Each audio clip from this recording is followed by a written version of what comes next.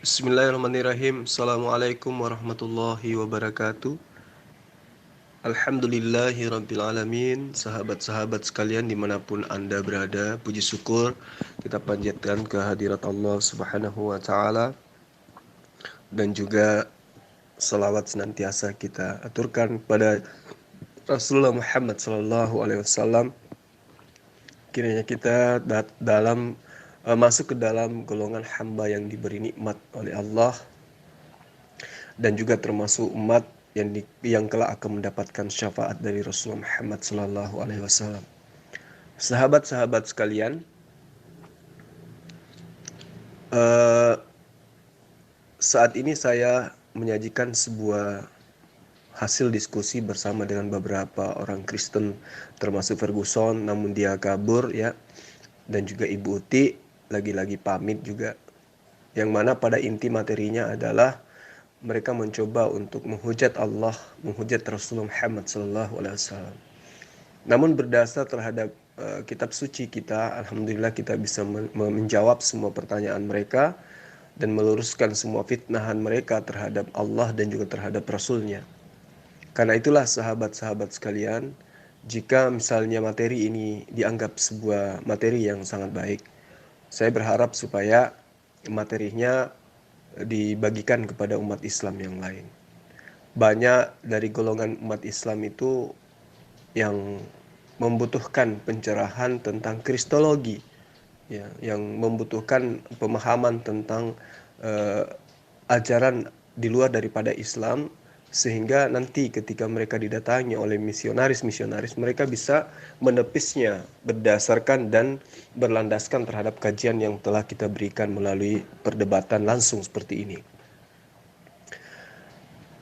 Jadi sahabat-sahabat sekalian, sekali lagi saya katakan, kalau dianggap ini bermanfaat, tolong dibagikan supaya teman-teman kita di luar sana juga bisa menelaah dan bisa mendengarkan dan membandingkan antara kebenaran dan sesuatu yang dipaksakan menjadi benar.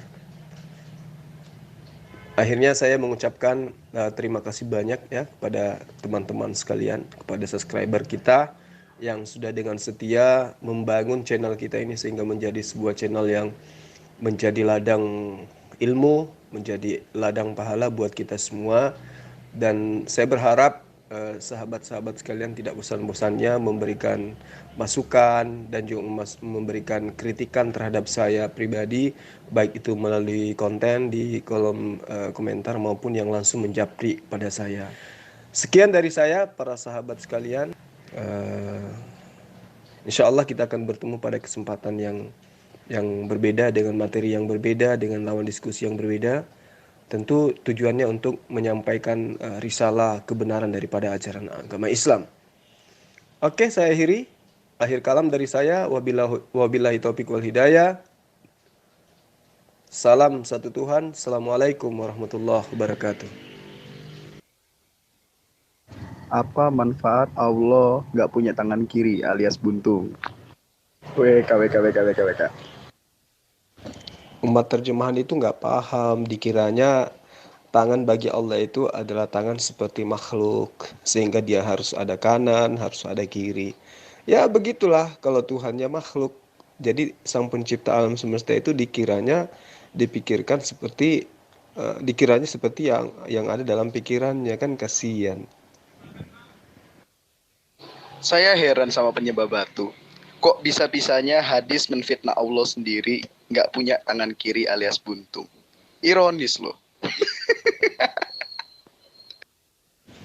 Yang nyembah batu itu yang nyembah Yesus. Yesus kan punya batu dua lagi.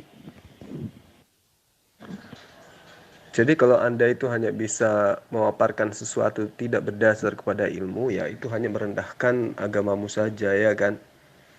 Tidak ada hadits yang menerangkan seperti apa yang engkau sebutkan itu. Adapun ketika Allah mengatakan di dalam Al-Quran surah Shad ayat 75, apakah yang menghalangi kamu sujud kepada Adam yang telah kuciptakan dengan kedua tanganku? Lalu kemudian di link-link kafir itu menyatakan bahwa di dalam surah Shad itu mempunyai dua tangan dan semuanya sebelah kanan katanya berkaitan dengan hadits. Tetapi ya, yang perlu kamu pahami itu bahwa Allah itu tidak seperti makhluk. Sehingga tangan yang dimaksud di sini adalah tangan seperti layaknya makhluk. Allah punya tangan dalam arti kata dia memiliki kemampuan untuk memberi. Nah, lalu kemudian bagaimana Allah menerangkan tentang dirinya kepada manusia yang memiliki keterbatasan? Maka Allah cukup mengatakan dengan tangan, karena dengan tangan itu manusia bisa memahami, memberi atau mengulurkan sesuatu itu pasti dengan tangan gitu. Sehingga Allah mengatakan dengan tangannya. Sama ketika diterangkan di dalam sebuah hadits, sesungguhnya Allah Ta'ala mengulurkan tangannya pada malam hari. Nah, tangan yang dimaksud di sini adalah rahmat, ya, pertolongan, hidayah. Tetapi untuk manusia lebih mudah memahaminya, maka Allah menggunakan kata itu. Sama ketika saya mengatakan anjing itu punya wajah, Ferguson juga punya wajah, sama-sama punya wajah kan. Tapi apakah wajahnya anjing dengan wajahnya Ferguson itu sama? Coba Anda pikirkan. Kalau Anda mengatakan sama, ya itu derita Anda. Tapi yang pasti ketika Allah mengatakan dia punya tangan, kemudian Anda memahami tangan di sini adalah sama seperti tangan makhluk, nah disitulah kesesatannya Anda, ya. Karena itulah perlu belajar Ferguson. Zulkifli, iya kalau ada kanan harusnya ada kiri dong. Kamu itu umat apa ya, terjemahannya nggak pantas. Kalau kamu menjadi umat terjemahan, kamu selevel dengan gua, Oga. Saya itu selevel dengan Allah Subhanahu wa Ta'ala, yang sama-sama penerjemah. Allah Subhanahu wa Ta'ala itu penerjemah, Petrus penerjemah. Hasil terjemahan kami, kamu pakai. Surat Maryam ayat 30, Isa berkata-kata dalam bahasa Arab. Diterjemahkan ke bahasa Arab. Jul. Kapan kamu bisa pinter, Jul? Petro, kalau katakan ada yang kanan berarti ada yang kiri. Sekarang kamu tunjukkan Yesus duduk di samping kanan Bapa. Yang duduk di samping kirinya siapa? Jawab. Yesus adalah kalam Allah yang menjadi manusia. Jadi sudah selayaknya Yesus itu kamu sembah juga, bukan batu hitam yang kamu sembah. Zukron. Al-Quran itu juga kalam Allah. Apakah kamu mau menyembah Al-Quran? Silakan kalau mau. Nanti tak kasihin Al-Quran. Al-Quran dari mana Bapak mengatakan itu kalam Allah, Pak? Allahnya kan ada di arsy, Pak. Yang menyampaikan kan Jibril, Pak. Jibril kan menyampaikannya juga dalam otaknya Muhammad aja, Pak. Kan cuma berupa wahyu, Pak. Nggak ada yang lihat, nggak ada yang tahu, nggak ada yang selidiki, nggak ada orang di TKP, nggak ada saksi, Pak. Ini kan cuma mengimani, Pak. Iya kan? Kata Tuhanmu yang terbuat dari manusia itu mengatakan gini, aku berkata-kata bukan dari diriku sendiri. Apa yang aku katakan adalah apa yang diperintahkan untuk aku katakan dan aku sampaikan. Nah, coba Anda bayangkan, ada Tuhan yang berkata-kata bukan dari dirinya sendiri. Ini Tuhan apaan, Bu Uti? Kalau Al-Quran itu jelas, itu sesuai dengan apa yang Ibu Uti sampaikan.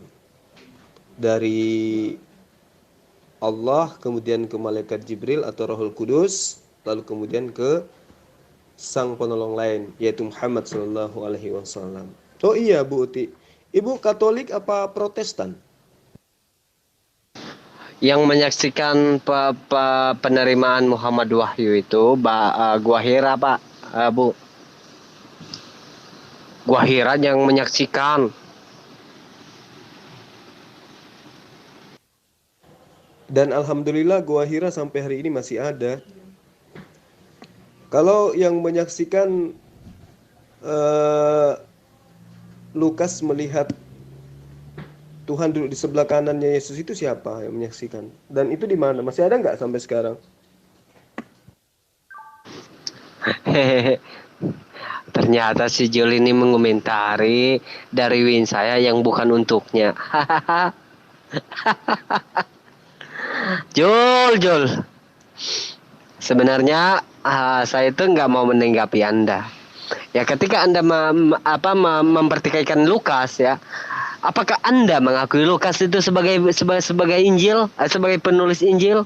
Kan tidak.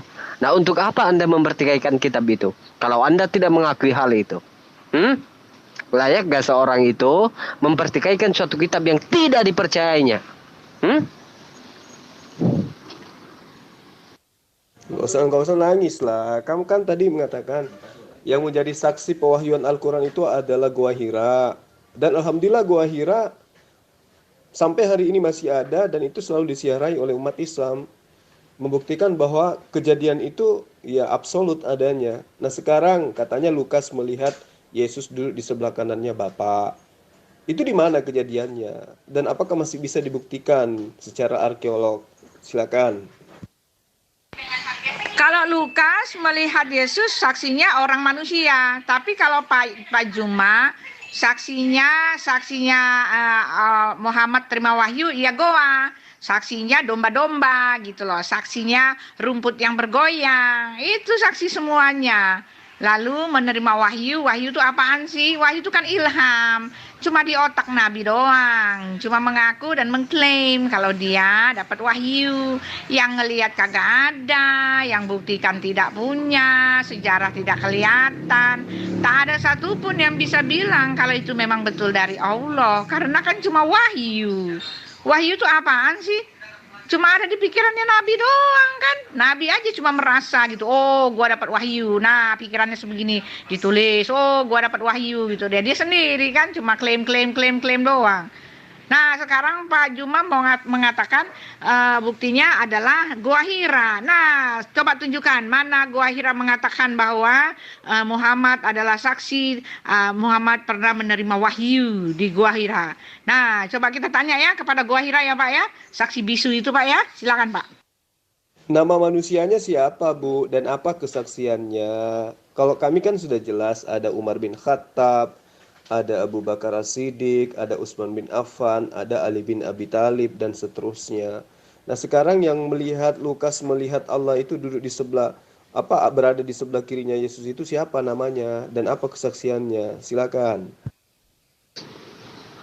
Loh, betul, benar sekali bahwa yang menyaksikan Muhammad menerima Al-Quran itu adalah siapa itu? Si Gua Hira. Gak ada yang lain. Bukan seperti Musa ketika menerima 10 hukum ya. Musa membawa 2 loh batu itu disaksikan umatnya. Ketika Muhammad mendapat kitab Al-Quran, yang melihat itu siapa? Gak ada. Hanya si pohon pisang dan si kambing. Nggak usah lari ke Musa karena Musa juga kami imani. Ya, di Lukas aja. Bukti arkeolog yang tersisahkan ketika dia melihat Yesus duduk di sebelah kanan Bapa itu siapa yang ini? Bukti arkeolognya apa coba? Kalau kami kan masih ada Gua Hira dan itu adalah wahyu pertama aja di situ cuman sekali. Ya. Ayat-ayat lainnya itu diterima bukan di Gua Hira lagi. Nah, sekarang coba dong buktikan. Kami kan sudah ada kan Gua Hira sebagai pembuktian sejarah. Nah, apa yang bisa kamu buktikan bahwa memang betul-betul pada saat itu Lukas melihat Yesus duduk di sebelah kanan Bapa? Tunjukkan. Kamu mesti banyak belajar, Dek. Ilmumu masih sekelas anak ngaji. Coba saya tanya dulu sama kamu. Mana hadis yang mengatakan kedua tangan Allah adalah kanan? Tunjukkan ke saya. Saya pengen ngetes kamu nih, kemampuanmu itu sampai di mana? Apa jangan-jangan benar katamu sendiri, ya kan, waktu kalah sama Pak Rudianes, kamu kan sering kalah debat sama beliau, kamu sendiri ngaku debat modal internet, ya kan, modal link-link buatan jihadis Islam yang suka menfitnah. Ya. Sekarang tunjukin hadisnya bahwa Allah kedua tangannya adalah kanan. Nanti kita komparasikan dengan hadis yang saya punya untuk mengetahui ilmumu sampai di mana. Ya. Terkait dengan kamu menyangkal bahwa Allah itu bukan makhluk. Nah, ini kamu perlu belajar lagi, buka kitabmu, jangan males. Ya. Ilmumu masih kelihatan sangat cetek. Pakai akal dan logika, jangan buntu. Dalam Quran sendiri mengisyaratkan kalau Allah itu makhluk. Allah makhluk berkelamin laki-laki dan dia punya kulub. Dia nggak sunat. Kalau emang sunat, mana ayatnya, tunjukin. Ya. Terkait dengan apakah wajah anjing punya wajah dan orang punya wajah, maka keduanya adalah sama. Nah, itu kembalikan ke Muhammad. Anjing suka kawin, Muhammad tukang kawin. Artinya sifat Muhammad ngalah-ngalahin rendah daripada binatang. Juga contohnya minum kencing onta. Udah tahu itu kencing binatang. Kamu punya akal dipakai kan? Masa sih nggak dipakai? Dikasih Tuhan buat apa kamu? Akalnya nggak dipakai. Kencing binatang itu kan lebih hina dari kencingmu sendiri, ya kan? Ya kan? Kencing binatang itu lebih rendah, lebih hina dari kencingmu sendiri. Kenapa kamu minum? Artinya akal pikiranmu jauh lebih rendah dari binatang itu. Binatang aja nggak minum kencingnya sendiri. Lah kamu mending minum kencingnya sendiri. Kamu minum kencing binatang. Akalmu di mana? Pakai dong, jangan dibuntuin. Kamulah yang harus menunjukkan tuduhanmu itu kan katanya dari hadits mengatakan bahwa Rasulullah Muhammad Allah itu memiliki dua tangan kanan. Ya, hadisnya coba kamu tunjukkan yang mana hadis itu. Terus kemudian kamu mengatakan di dalam Al-Qur'an Allah itu terindikasi adalah makhluk dan dia berupa laki-laki. Dalilnya mana? Tunjukkan. Kemudian kamu katakan bahwa Muhammad SAW itu tukang kawin, ya. Kamu lupa bahwa Tuhan yang bernama Yesus yang kau sembah itu berasal dari istri keempatnya Nabi Daud. Berarti moyangnya Tuhanmu itu adalah tukang kawin. Belum lagi Salomo, istrinya ratusan, ya. Belum lagi Abraham juga punya banyak istri. Jadi kamu tidak bisa mengelak dengan tuduhan-tuduhan seperti itu untuk menutupi aib agamamu, kan gitu ya. Kemudian kamu katakan tentang kencing onta. Nah, inilah aku katakan bahwa Anda itu adalah umat bocor halus. Kaitannya dengan hadis kencing onta itu berlaku pada zaman itu. Karena orang yang datang dari jauh yang menemui Rasulullah SAW kemudian itu mengalami gangguan kesehatan karena akibat cuaca pada saat itu tidak cocok dengan cuaca yang ada di Madinah. Maka Rasulullah memerintahkan untuk meminum kencing onta dicampur dengan susu. Nah, jadi itu tidak ada kaitannya dengan umat Islam saat sekarang. Bagaimana dengan kitabmu? Memerintahkan membakar roti jelai di atas tai kering manusia. Bahkan di dalam kitab yang kamu imani itu ada perintah untuk makan kencing dan makan kotorannya sendiri. Itu ada di dalam kitabmu. Mau saya tunjukkan gitu ya. Jadi kalau kamu belajar, kamu harus mendasarinya dengan pemahaman yang berdasar terhadap ajaran agama Islam sebagai sumbernya adalah hadis dan juga Al-Quran. Coba Anda tunjukkan dalil yang Anda maksud. Silakan.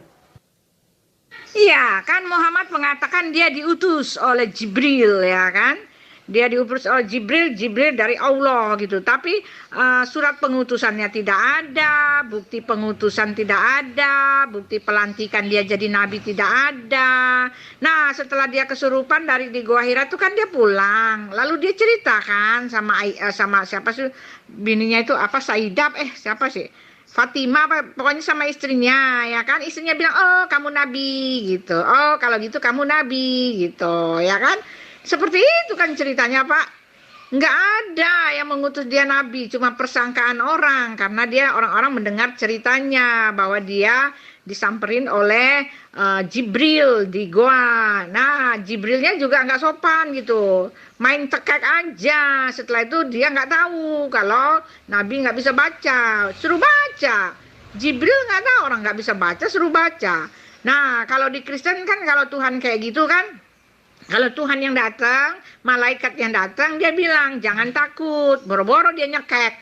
Boro-boro dia ini. Enggak. Malaikat yang benar kan bilang, jangan takut. Nah, setelah kalau dia bilang, dia tahu kan Muhammad gak bisa baca. Nah, kalau malaikat yang benar dia bilang, bacalah. Nah, segera langsung bisa baca gitu loh. Kalau di kami kan, kalau malaikat, kalau Tuhan bilang, bangunlah kepada orang lumpuh. Lah bangun itu orang lumpuh, Pak, gitu loh. Malaikat datang kepada orang selalu bilang, jangan takut. Ya, gitu kan. Dia baik hati sekali. Bukannya malah nyekek kayak hantu. Kalau hantu malah langsung nyekek gitu loh. Langsung nyekek terus nggak ngasih tahu. Iya kan? Di mana dalilnya Jibril mengutus Rasulullah Muhammad SAW, Bu Uti? Ya, jadi Bu Uti ini memang suka sekali berdusta, suka nipu, ngaku Katolik, lalu kemudian berubah lagi, bukan Katolik tapi Protestan. Nah sekarang konsep pemikiran dan pola hidup ibu dalam beragama Anda mau dudukkan di dalam pengajaran Islam. Anda mengatakan Jibril mengutus Rasulullah Muhammad SAW. Di mana dalilnya itu, Bu Uti? Kalau ibu minta dalil seperti yang Anda inginkan, saya pun bisa minta. Kapan Yesus itu dilantik menjadi Tuhan? Coba. Kapan Lukas dilantik dilantik menjadi rasul? Kapan Paulus itu jadi rasul? Yang lantik siapa gitu loh, Bu.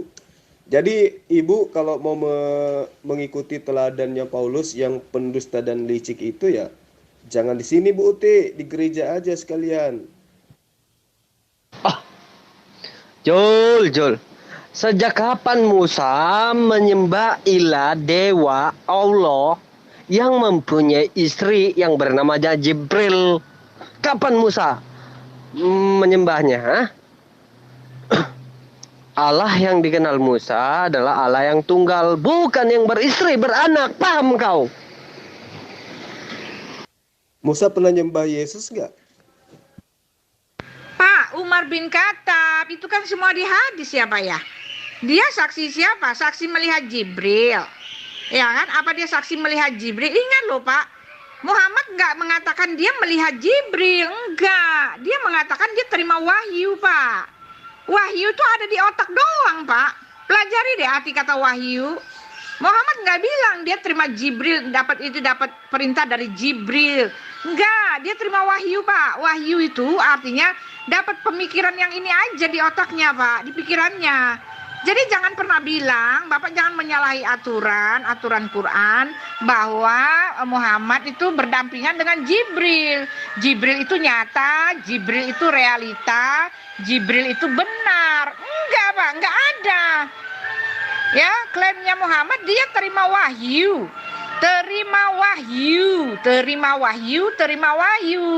Nah, wahyunya ini yang namanya wahyu itu kan cuma ilham, Pak. Sama kayak orang lagi mau bikin lagu. Nah, dia cari ilham dulu, dia menyepi, dia cari ilham. Jadi plong gitu loh otaknya, Pak. Nah, dapat ini apa yang mau dia tulis. Nah, cuma segitu, Pak. Jadi kalau Bapak sok-sokan mau bilang ini ada saksi melihat Jibril. Melihat Jibril itu hoax, Pak. Ya, hadis itu ada tahun 200, Pak. 200 tahun lebih setelah Al-Quran itu ada. Bagaimana bisa Bapak mengatakan para penulis hadis itu adalah orang-orang yang dapat wahyu juga. Orang-orang diutus Allah juga. Enggak, Pak. Ya. Ibu jangan ngajarin saya. Ya, ilmu ibu nggak sampai ke sana, Bu Uti. Wahyu yang diterima oleh Rasulullah Muhammad SAW itulah Al-Quran. Iya kan? Al-Quran itu nyata. Umar bin Khattab dan semua sahabat-sahabatnya itu adalah saksi pewahyuan itu. Kalau mereka tidak menyaksikan apa yang ada di dalam ajaran agama Islam berupa Al-Quran, maka Islam itu sudah nggak ada dari sejak awal. Al-Quran itu nggak mungkin ada. Al-Quran itu nggak mungkin menjadi kitab suci. Al-Quran itu pasti akan mengalami seperti kitab Anda. Tapi faktanya Al-Quran tidak bisa tersentuh oleh apapun dalam hal memutarbalikkan fakta yang ada di dalam Al-Quran. Tidak seperti kitab Anda kan, kacau balau, hancur babak belur kalau kitab Anda itu bukan kitab suci. Waalaikumsalam. Jadi yang perlu ibu pahami di sini adalah kata wahyu, kata ilham itu semua adalah kata-kata yang ada dari Al-Quran melalui pengajaran Rasulullah. Lagi-lagi ibu nyontek juga dalam kitab ibu. Berarti apa yang tertuang kemudian tentang sejarah pewahyuan Al-Quran itu tidak bisa ditolak. Itu adalah mutlak kebenarannya. Kalau apa yang saya ceritakan tentang sejarah Al-Quran itu adalah sesuatu yang tidak benar, kaitannya juga kenabian Rasulullah Muhammad SAW itu tidaklah benar, maka tentu yang terjadi Jazirah Arab tidak akan menjadi Islam. Faktanya Islam tersebar di Jazirah Arab itu akibat daripada mereka telah menjadi saksi kebenaran daripada kenabian Rasulullah Muhammad SAW. Bagaimana dengan ketuhanan Yesus? Apakah di Yerusalem itu menjadi basis Kristen? Kan tidak. Nah, ibu harus sadar di situ ya. Oh ya Bu, ibu Katolik apa Protestan? Musa yang mana dulu? Musa yang meyakini bahwa Ishak yang dikorbankan atau Ismail? Tunjukkan dalil dari kitabnya Musa, kitab Torah bukan perjanjian lama, di mana terdapat pengakuan Musa bahwa yang disalibkan bahwa yang dikurbankan itu adalah Ishak. Ya. Kitabnya Musa ya, jangan kitabnya Lembaga Alkitab Indonesia. Saya tunggu. Jelas, para nabi Israel menyembah Yod-Heh-Vav yang satu. Nah, begitu juga kami menyembah Yod-Heh-Vav yang satu, bukan yang selebihnya 2 atau 3. Oh, jadi Yod-Heh-Vav itu adalah Yesus gitu. Kok nggak dibalas, Pak? Nggak dijawab, Pak? Malah balik ke Daud. Jawab aja, Pak. Memang enggak? Apa memang enggak begitu? Emang Muhammad punya satu istri doang? Ya jawab aja, Pak. Ya, moyangnya Yesus tukang kawin, tapi kan Yesus nggak berasal dari keturunan laki-laki, Pak. Tidak dari sperma laki-laki. Jangan bantah ayatmu. Yesus itu berasal dari sperma perempuan, Pak. Dari perempuan doang, nggak ada turunan laki-lakinya. Dia itu dari keturunan Daud itu cuma garis keturunan, tetapi bukan titisan darah. Maaf ya. Kitabmu juga mengatakan seperti itu. Dengan tidak menjawab bahwa Nabi punya istri banyak, itu artinya kamu mengiyakan. Dan itu memang iya kan? Iya kan? Ingat loh, Yesus itu lahir dari Roh Kudus. Kitabmu yang tulis, baca dong kitabnya. Rasulullah Muhammad SAW itu benar memiliki banyak istri. Tetapi yang perlu dipahami di sini adalah faktor sosial yang menyebabkan itu, dan faktor di mana dia sebagai pembawa ajaran penyempurna dari seluruh ajaran para nabi. Maka pernikahannya salah satu tujuannya adalah menciptakan persatuan antar suku yang ada di bangsa Arab kala itu. Faktor sosial yang saya maksud di sini adalah bagaimana kemudian Rasulullah Muhammad SAW itu bisa mengajarkan ajaran agama Islam itu dengan dukungan materi. Seperti yang dilakukan oleh Yesus, menjual jubah dan seterusnya ya untuk membeli pedang untuk mengajarkan kebenaran menurut versi Yesus. Nah, pernikahannya dengan Siti Khadijah yang berselisih terlalu jauh ya, itu 25 tahun. Di mana pada masa itu Rasulullah usia 25 tahun sementara Khadijah 40 tahun maksud saya. Lalu kemudian pernikahannya dengan Saudah binti Sama yang berstatus janda anak 4 adalah jelas tujuannya adalah mencari ibu pendamping yang bisa mengurus keempat anaknya tersebut. Nah, itu yang perlu Ibu Uti pahami dengan baik. Lalu kemudian Rasulullah Muhammad SAW juga menikah dengan Hafsah binti Umar bin Khattab. Apa tujuannya? Untuk menghormati Umar. Jadi pernikahannya dengan Zainab bin Khuzaimah adalah untuk mengayomi Zainab yang ditinggal Said, suaminya pada saat perang Uhud. Sementara saat menikahi Ummu Salamah, itu adalah lantaran ia ditinggal wafat sang suami sementara ia masih memiliki banyak anak. Sehingga Rasulullah SAW menikahi Ummu Salamah. Nah, dari pernikahan ini terlihat bahwa Rasulullah Muhammad SAW menikahi para istrinya itu lebih banyak akibat daripada ditinggal suami mereka. Entah karena syahid berperang, akibat sakit, itu dilakukan oleh Rasulullah agar bisa memberikan pengayoman dan mengurus anak-anak mereka tanpa ada batasan muhrim ya di antara Rasulullah dengan istri-istri tersebut. Itu alasan pertama. Alasan kedua, pernikahan Rasulullah itu jelas didorong oleh faktor transendental, ilahiyah. Ya, di antaranya pernikahan Rasulullah dengan Siti Aisyah. Pernikahan ini berangkat dari wahyu yang datang dari Allah Subhanahu wa taala. Sementara pernikahan Rasulullah Muhammad SAW dengan Zainab binti Jahsh yang tak lain adalah istri dari Zaid bin Haritsah, anak angkat Rasulullah, itu adalah bagian dari legalisasi hukum syariat tentang status anak angkat. Jadi seluruh pernikahan Rasulullah itu memiliki kaitannya dengan syariat, kaitannya dengan ajaran-ajaran dan budaya yang harus dilebur menjadi sebuah tatanan baru di dalam pola kehidupan bangsa Arab kala itu. Nah, peristiwa yang terjadi pada tahun kelima Hijriah, Al-Quran mencatat status hukum anak angkat dalam surah Al-Sab ayat 4 dan ayat 5. Bahwa anak angkat dan anak angkat itu tidak sama kedudukannya dengan anak kandung. Bahwa istri daripada anak angkat itu bukanlah menantu. Nah, ini yang perlu dipahami. Dan itu yang dirubah oleh Rasulullah Muhammad SAW. Alasan ketiga, di antara faktor pemicu Rasulullah Muhammad SAW itu menikah lebih dari 4 atau banyak wanita, itu karena aspek politik. Itu karena aspek politik. Pernikahan tersebut untuk merekatkan persatuan dan menghindari permusuhan atau membebaskan tahanan. Jadi Rasulullah Muhammad SAW menginginkan persatuan antara kabilah-kabilah Arab, antar suku-suku Arab, sehingga Rasulullah menikahi salah satu dari suku yang ada, kemudian menikahi juga dari suku yang lain untuk menyatukan apa yang ada pada masa itu. Nah, contoh misalnya pernikahan beliau dengan Juwairiyah binti Al-Harits, pemuka Bani Mutsakit dari Khasana, yang kemudian ditahan oleh umat Islam. Nah, ini contohnya. Nah, sementara pernikahan beliau dengan Ummul Habibah Ramlah binti Abu Sufyan itu memiliki pengaruh besar terhadap Islamisasi dan mengikis perlawanan Abu Sufyan terhadap Islam. Jadi tuduhan bahwa pernikahan tersebut dilandasi nafsu birahi itu adalah tuduhan yang salah. Tuduhan yang bersifat hanya berdasar kepada kebencian. Perempuan yang dinikahi oleh Rasulullah Muhammad SAW itu mayoritas janda dan mereka sudah tua, punya anak banyak. Ya. Bukan karena nafsu.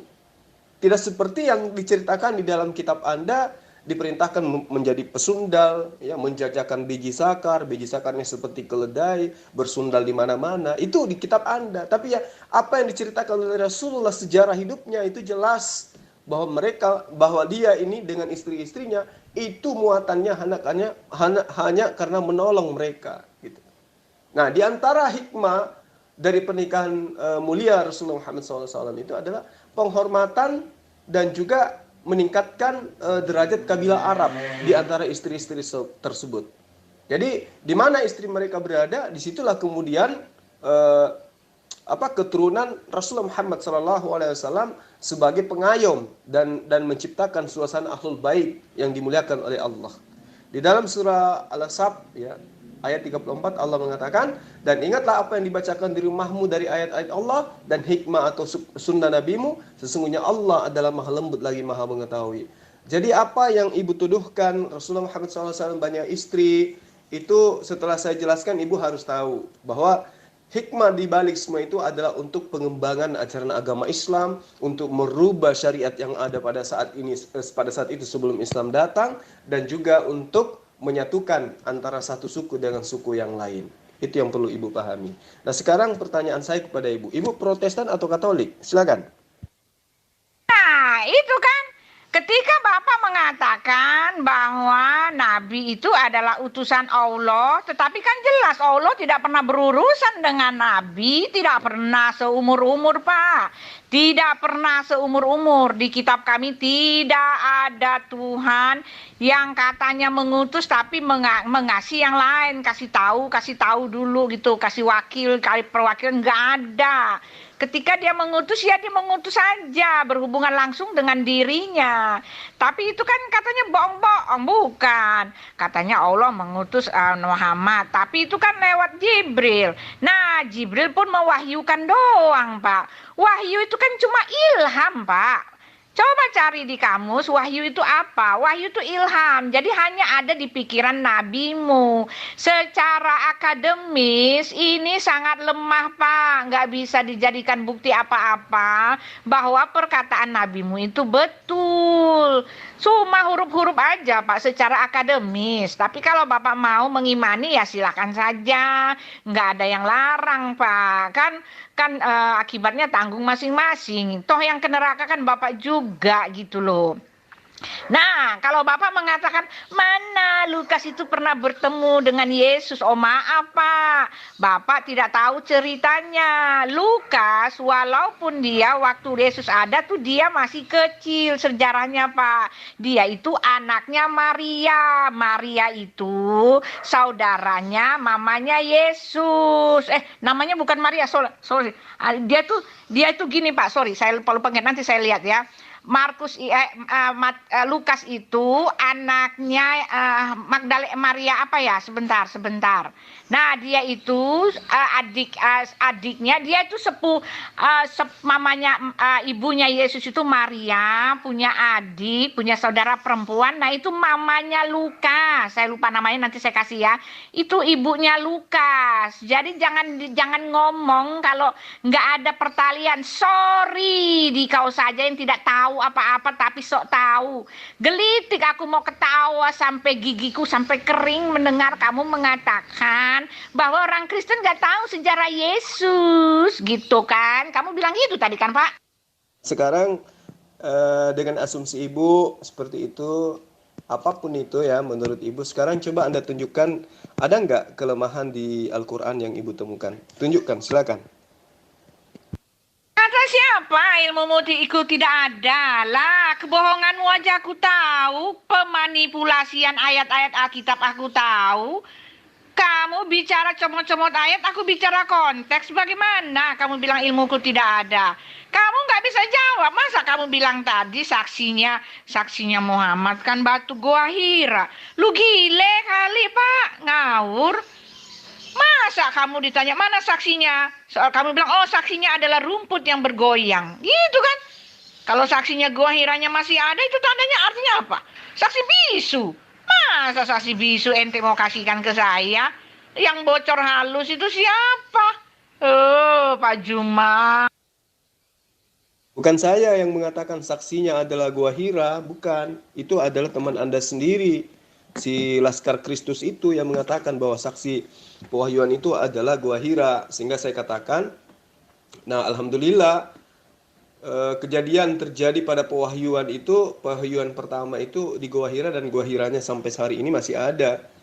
Dan itu juga menjadi titik siara orang-orang yang ke Tanah Suci gitu. Nah sekarang saya tanya ke dia, apa bukti arkeolog yang ada di Kristen yang masih tersisa? Contoh ketika Lukas melihat Yesus duduk di sebelah kanan Bapa, itu bukti arkeolog yang ada pada saat itu ada nggak sampai hari ini? Nah dia nggak bisa buktikan. Tapi kalau Ibu Uti bisa membuktikannya, silakan aja.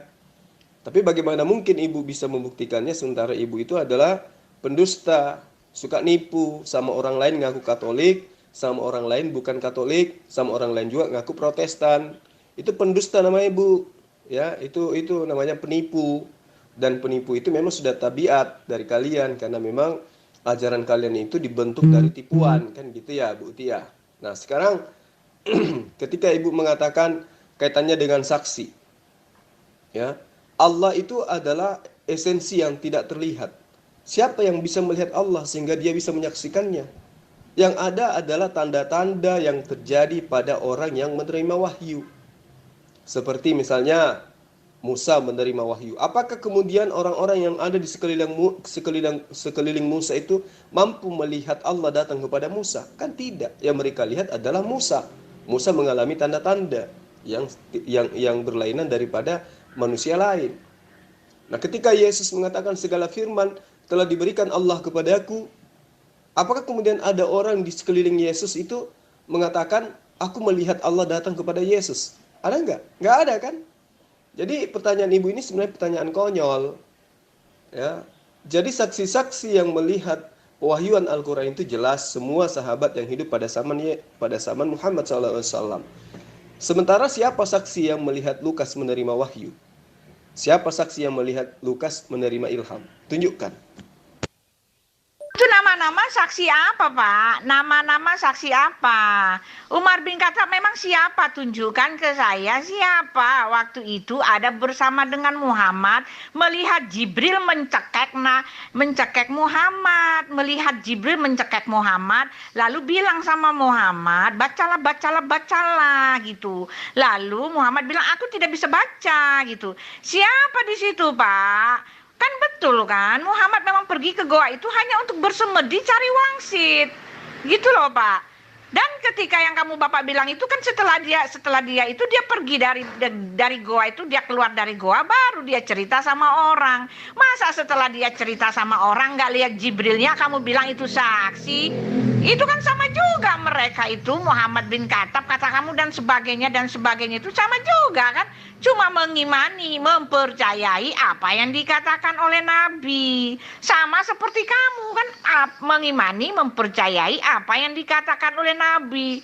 Cukup dikatakan saja tanpa perlu pembuktian, tanpa perlu menyelidik apa iya atau tidak, gitu kan. Cuma itu kan mainannya Pak Zulkifar ini, Pak Juma. Tapi setelah masuk dia ke ranahnya Alkitab, dia minta bukti, ya kan? Pak Juma minta bukti bagaimana ini adalah ini gitu. Kamu minta bukti, maksa-maksa seolah-olah itu harus. Sedangkan di kitab kamu aja cuma mengimani. Dan ketika kamu minta bukti di tempat kami, nggak ada yang nggak terjawab, nggak ada bukti, ada bukti semua. Itu sudah cukup. Nah, kalau begini namanya apa? Kalau begini namanya buruk muka cermin dibelah. Itulah Pak Juma. Jadi kami dalam mengkaji kitabnya orang Kristen itu kami tidak perlu bukti. Kami tidak minta bukti tentang kebenaran apakah kitabmu itu betul firman Tuhan atau tidak. Kenapa? Karena memang dari kitabmu sendiri membuktikan dirinya bukan firman Tuhan, gitu. Ya minta bukti tentang kebenaran Al-Quran itu kan kalian. Saya tidak pernah minta bukti tentang kebenaran kitab kalian. Ya, hanya saja ketika Anda melontarkan permintaan bukti tentang keabsahan Al-Quran, ya barulah kemudian juga saya minta. Ya. Cara penilaian Anda itu saya lemparkan ke cara penilaian saya terhadap kitab Anda, kan gitu. Namun kalau saya minta siapa saksi itu saya tidak pernah memulai, karena tanpa menunjukkan itu juga kitab Anda sudah kelihatan bukan firman Tuhan. Nah, ini saya katakan ibu itu adalah pendusta, penipu dan sangat licik. Ya, Anda mengatakan Rasulullah Muhammad SAW itu ke goa untuk mencari wangsit. Itu dapat ilmu dari mana ibu itu seperti itu? Ya. Jadi Rasulullah Muhammad SAW itu ke Gua Hira untuk bertafakur.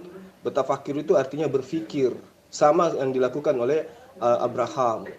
Berpikir, ini kok kenapa kaumku seperti ini? Kenapa? Siapa sang pencipta alam semesta ini? Itu yang dilakukan oleh Rasulullah. Itu namanya bertafakur. Ya, bukan minta wangsit. Kalau minta wangsit itu ya kayak kalian ke depannya Yesus, dalam patungnya Yesus itu minta doa, itu baru minta wangsit namanya. Jadi Rasulullah Muhammad SAW itu cuma sekali ke Gua Hira, cuma sekali. Ya. Hanya menerima 5 ayat pun. Sementara ribuan ayat lainnya itu diterima di tengah-tengah para sahabatnya. Gitu loh Buti. Nah sekarang ketika Anda minta kesaksian, ya memang pada saat itu tidak ada saksi di dalam. Hanya Rasulullah Muhammad SAW bersama Jibril dan juga Allah. Demikian juga Yesus. Yesus di dalam Yohanes 8 ayat 17 ayat 18 mengatakan, bukankah di dalam kitab Tauratmu itu 2 saksi sudah cukup? Dan akulah yang menjadi saksi untuk diriku dan juga bersama dengan Allah yang menjadi saksiku. Berarti di situ cukup 2 kan menurut Yesus? Nah begitu juga Rasulullah. Rasulullah tidak butuh saksi dari manusia untuk menjabarkan sisi kebenaran daripada Islam. Sekarang kalau saya katakan gini, pewahyuan Al-Quran itu taruhlah tidak ada saksi satupun.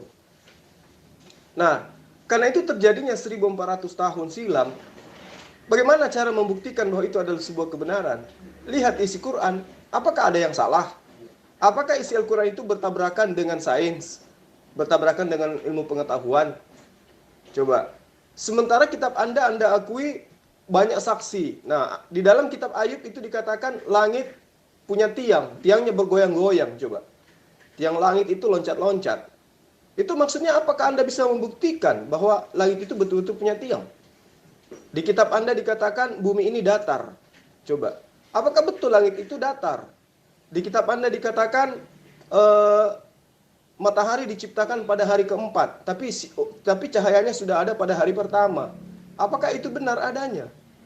Dikatakan di kitab Anda lebih tua 2 tahun daripada orang tuanya sendiri. Apakah itu masuk akal? Coba. Jadi pembuktian demi pembuktian di dalam kitab Anda lah, tidak perlu saya minta saksi akan kebenarannya. Karena kenapa? Isinya sudah hancur. Tidak ada kebenaran di dalamnya. Masa ular makan debu? Itu ajaran siapa itu yang kayak gitu-gitu? Ya. Jadi Anda kurangi berbohong, Bu Uti. Ibu itu sudah tua, ya. Ibu itu sudah tua, terus katanya ajaran kasih. Ajaran kasih kok diajarkan dengan dusta, Bu? Kenapa Ferguson? Biarin aja dia ambil buat jualan YouTube-nya, nggak apa-apa. Aku juga jualan YouTube-nya suaranya. Aku juga pakai. Jadi biar impas gitu loh. Asumsi, Pak. Wah, yang bilang apa? Yang bilang gitu kan, iya, yang bilang begitu kan, yang bilang gitu kan Al-Bukhari, Pak. Hadis. Sudah berapa ratus kemudian. Yang kalau mau tahu kebenarannya, ya, yang mengatakan dapat wahyu itu, kita kembali ke Al-Quran aja, Pak. Hadis, segala kitab fikih, segala apa lagi, kitab kuning, semuanya itu adalah tambahan yang sudah terjadi ratusan tahun setelah itu. Nah, dengan alasan katanya disanadkan. Nah, sekarang begini, Pak. 100 tahun yang satu, Pak, misalnya A mengabarkan bahwa Ali makan nasi, nah gitu kan. Lalu itu 100 tahun lagi diturunkan lagi. B mengatakan mendapat berita dari A bahwa Ali makan nasi malam-malam gitu kan. Nah 50 tahun setelah itu dapat lagi si A menceritakan kepada B, lalu B 50 tahun setelah itu menceritakan kepada C, saya sendiri gitu kan, bahwa Ali makan nasi malam-malam pakai bakso gitu kan. Nah seperti itu kayak di film-film gitu loh Pak, kayak di main-main di TV itu kan pernah ada mainan kayak gini. Yang satu dari awal melaporkan ke satu dibisikin, dari ke satu dibisikin lagi ke B, lalu dibisikin lagi ke C. Tahu-tahu sampai di ujung ceritanya beda banget Pak. Enggak Pak, lemah pembuktian.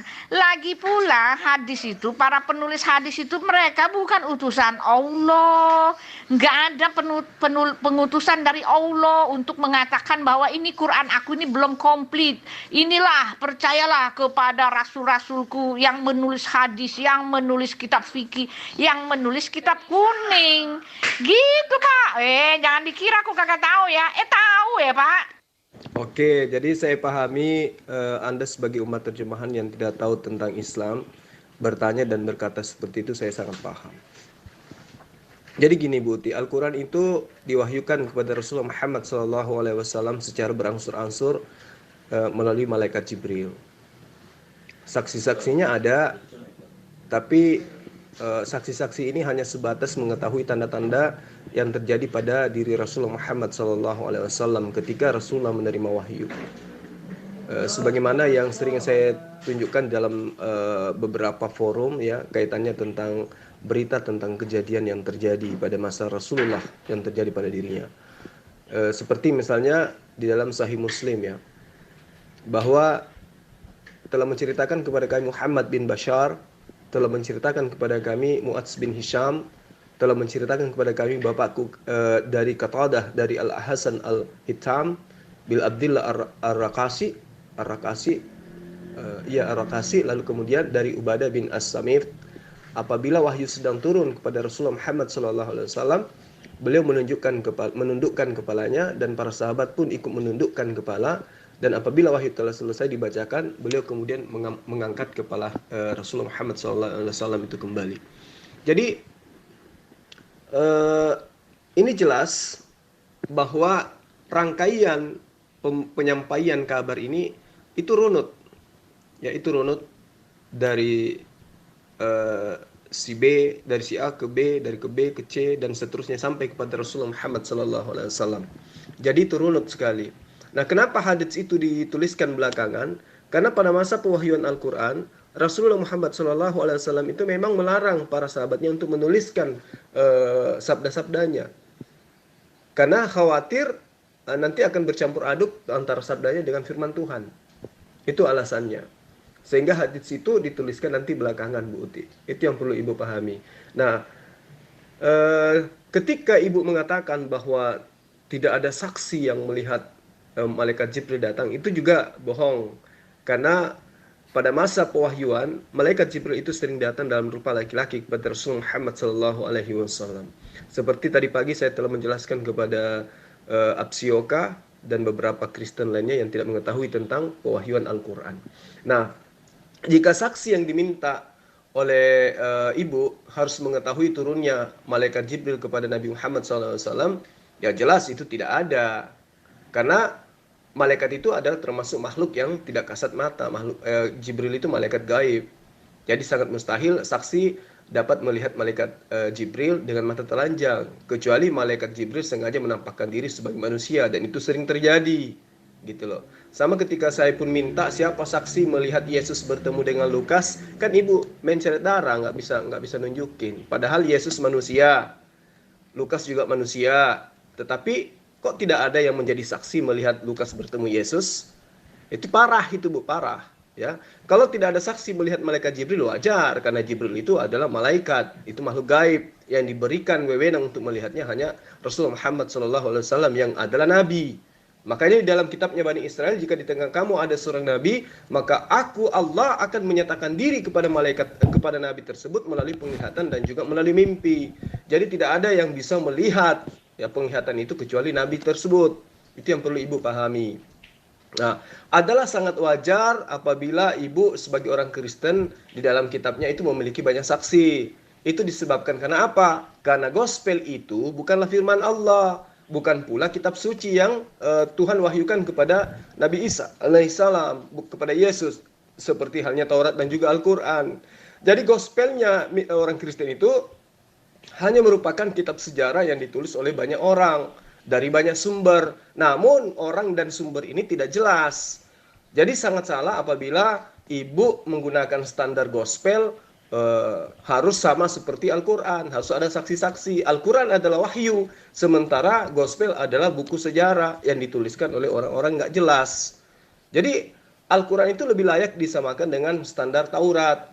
Taurat itu tidak ada saksi melihat Musa menerima, tiba-tiba ada kitab bilangan, tiba-tiba ada imamat, tiba-tiba ada tiba-tiba ada kejadian dan seterusnya. Itu tidak ada saksi yang melihat itu. Tetapi tiba-tiba Taurat itu lengkap di tangan Nabi Musa alaihissalam. Itu bisa didudukkan dengan Al-Quran. Tapi kalau gospel nggak bisa. Gospel itu adalah catatan-catatan wartawan lepas yang tidak diketahui siapa mereka. Contoh, ketika saya tanya, apakah ada yang melihat Lukas bertemu Yesus? Tidak akan ada. Ya, karena memang tulisan Lukas itu bukan firman Tuhan. Ketika Musa misalnya disuruh oleh Allah naik ke gunung, ke Sinai, ya, seorang diri tanpa seorang pun saksi yang melihat. Nah, di sana Musa tinggal selama 40 hari 40 malam. Nah, apakah ada saksi melihat Allah datang kepada Musa memberikan kitab Taurat? Tidak ada, ya. Jadi Kristen atau Ibu Uti ketika mempermasalahkan Al-Quran yang tidak memiliki saksi, yang melihat malaikat Jibril saat menyampaikan wahyu, ya itu juga harus Ibu pahami. Adakah yang melihat malaikat Jibril datang kepada Musa? Ya, selain Musa itu sendiri. Jadi Ibu sebagai orang yang bocor halus memang ya konyol ketika bertanya tentang saksi. Sama ketika di dalam kitab Anda Markus 1 ayat 13. Ya, di padang gurun Yesus tinggal 40 hari 40 malam lamanya. Lalu kemudian dicobai oleh iblis. Yesus berada di sana di antara binatang-binatang liar dan malaikat-malaikat yang melayani dia. Siapa saksinya, Bu? Siapa yang melihat Roh Kudus datang kepada Yesus? Siapa yang melihat iblis datang kepada Yesus? Ada saksinya. Ya, karena itulah kemudian Ibu, Bu Uti sebagai pembohong Anda yang selalu ngaku yang ngaku Katolik kepada orang lain, tapi di Kepada orang lain yang lainnya lagi, ibu mengaku sebagai Protestan. Itu namanya pendusta, Bu Uti. Kenapa Allah Subhanahu wa Ta'ala tidak dapat menjaga firman-Nya terdahulu sehingga dapat diubah oleh manusia, oleh Alkitab, sedangkan Quran-nya dia dapat menjaganya hingga akhir zaman? Sama ketika saya tanya sama Anda, kenapa Tuhan tidak mampu menjaga Adam, tidak mampu menjaga perintahnya kepada Adam untuk tidak makan buah ilmu pengetahuan? Coba Anda jawab. Maaf Pak, itu asumsi Bapak sendiri. Itu asumsi Bapak sendiri. Itu pembenaran dari Bapak sendiri. Ketika Bapak mengatakan bahwa itu untuk menolong orang-orang, perempuan-perempuan itu. Sekarang saya bertanya Pak, kalau itu khusus untuk menolong, apakah harus dengan selalu dinikahi, gitu kan? Nah, sekarang Bapak jawab saya aja. Kalau emang itu khusus untuk menolong, kenapa harus menikahi menantu juga? Kenapa harus menikahi anak kecil juga, Pak? Apa hikmahnya, Pak? Jawab saya. Oke, yang pertama, kenapa Rasulullah Muhammad SAW itu menikahi Zainab, istri daripada mantan istri daripada anak angkatnya? Itu karena pada masa itu sudah menjadi budaya yang sangat melekat kepada bangsa Arab secara turun-temurun. Ya, budaya mengangkat anak dan menjadikan anak angkat itu layaknya sebagai anak kandung. Ini yang ingin dirubah oleh Rasulullah. Sehingga ketika Rasulullah hanya menteorikan bahwa itu tidak boleh, ya, tanpa memberikan sebuah pembuktian, maka hukum itu tidak akan bisa tegak dengan baik. Nah, para orang-orang yang hidup pada masa itu ingin membuktikan apakah betul seorang yang kita percayai, seorang yang kita imani sebagai orang yang menerima wahyu dari Sang Pencipta alam semesta, apakah betul mampu melakukan hal yang sama? Ternyata dia buktikan. Begitu Zainab menyelesaikan tugasnya sebagai suami terhadap Said menyelesaikan tugasnya sebagai suami daripada Zainab, ya Rasulullah Muhammad SAW menikahi. Coba. Akhirnya orang-orang yang ada pada saat itu mengatakan, oh ternyata menikahi istri daripada mantan istri daripada anak angkat itu boleh. Nah itulah yang terjadi, itu yang dirubah, itu poinnya. Kemudian tuduhan ibu ketika Anda mengatakan Aisyah itu Rasulullah Muhammad SAW itu menikahi anak kecil, ibu salah lagi.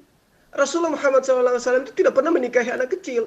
Aisyah itu dinikahi pada masa usia 18 tahun sampai 19 tahun.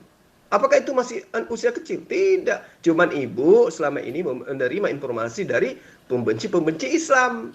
Jadi ibu disesatkan di situ. Itu jelas. Nah, kenapa kemudian Rasulullah Muhammad SAW itu menikahi Siti Aisyah, satu-satunya perawan? Coba. Sementara dia adalah pemimpin, dia adalah orang yang dia paling dihormati. Kenapa dia tidak menikahi saja semua wanita-wanita yang perawan pada saat itu? Kenapa harus nenek-nenek? Kenapa harus orang tua jompo yang Rasulullah sendiri yang harus mengangkatnya dari tempat tidur untuk mandi? Kenapa? Coba. Kalau memang dia itu kawinnya hanya nikahnya karena nafsu, maka dia akan menikahi berapa banyak pun orang wanita gadis yang dia mau, gitu loh, yang perawan yang dia mau. Toh dia mengaku sebagai orang yang diberi wahyu oleh Allah, sama seperti Musa, sama seperti Daud, sama seperti Salomo, sama seperti Abraham. Mereka diberi hak oleh Allah untuk menikahi berapa wanita pun. Bahkan di antara mereka ada yang menikah sampai 1000 wanita kan. Coba bayangkan. Nah kenapa Rasulullah tidak memanfaatkan itu? Ketika dia sudah mengetahui bahwa dirinya itu adalah seorang nabi. Kenapa? Itu bukti bahwa pernikahan Rasulullah itu ada unsur seperti apa yang saya ceritakan kepada ibu. Sayangnya ibu tidak mendengarkan VN saya. Gitu loh. Nah ketika Aisyah satu-satunya perawan yang dinikahi oleh Rasulullah, ya itu dinikahi pada usia 18 sampai 19 tahun. Menurut sejarah yang valid ya. Nah, itu untuk apa? Untuk menjadi salah satu pelopor penghafal hadits. Coba. Jadi semua yang dilakukan oleh Rasulullah itu dihafal, diketahui oleh Aisyah. Makanya ketika ada tuduhan bahwa dia menikahi anak kecil, berarti dia adalah pedofil. Nah, apakah Aisyah itu memperlihatkan tanda-tanda bahwa dia adalah korban? Kan tidak. Justru beliaulah satu-satunya istri yang paling menderita pada saat Rasulullah SAW itu meninggal. Artinya apa? Dia bukan korban pedofil, dia bukan korban pernikahan dini, bukan. Buktinya dia menghafal semua apapun yang terjadi pada diri Rasulullah. Membuktikan bahwa sayangnya terhadap Rasulullah itu tidak bisa diukur. Membuktikan bahwa tuduhan-tuduhan kafir terhadap beliau itu adalah salah. Gitu loh Bu Uti. Jadi kalau mau mengkaji Islam, Ibu Uti itu harus membuang semua kebencian yang ada dalam kepala Ibu. Ya, saya tahu ketidakberdayaan Ibu, ya. Ketidakberdayaan Ibu menghalangi kebenaran Islam itu menyebabkan Ibu itu selalu ya mencari-cari kesalahan dari Islam. Sementara Eropa sana itu sedang berbondong-bondong memeluk Islam karena mereka sudah capek dengan tipuan-tipuan Paulus. Mereka sudah bosan dengan kebohongan-kebohongan yang ada di dalam mimbar gereja. Coba Ibu lihat, Eropa sekarang lagi bersalaman dengan ajaran Islam, lagi berpelukan dengan ajaran agama Islam. Hanya Kristen di Indonesia inilah yang bocor halus. Itu yang Ibu pahami, itu yang harus Ibu pahami dengan baik. Lalu Pak Juma baca ayat Al-Ahzab 33 ayat 50. Tolong terangkan Pak. Apa maksudnya supaya tidak ada kesempitan bagi Nabi ya? Jawab saya Pak. Saya mau itu dulu ya.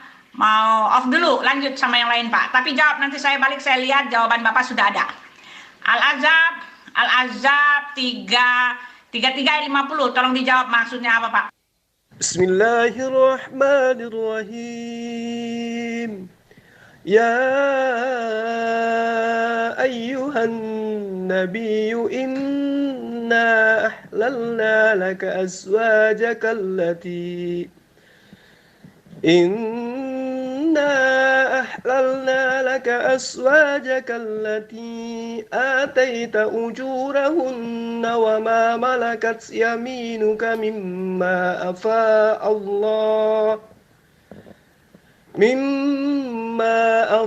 الله عليك وبنات عمك وبنات عماتك وبنات خالك وبنات خالاتك التي هاجرن معك